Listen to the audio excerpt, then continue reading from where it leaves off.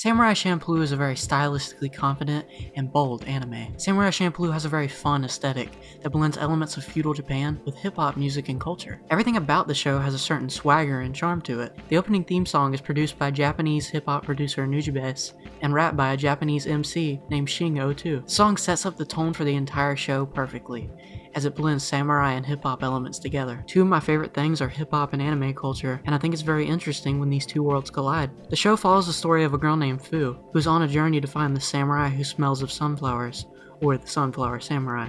Along the way, she encounters Mugen, who is a wild wandering swordsman, and Jin, who is a calm and collected ronin.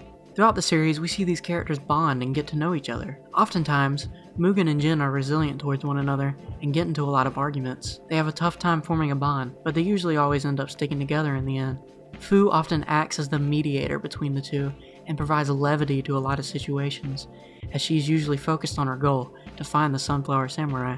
This goal isn't the focus of the story at all though, as it mainly serves as a backdrop to keep the characters progressing through their journey. You see, Samurai Champloo makes it clear that the journey these characters take is the entire point of the show. While watching it, I never felt as though the characters reaching the Sunflower Samurai was the main focus of the show. It always felt like the bonds these characters share and the experiences they have is what matters, rather than getting to a destination.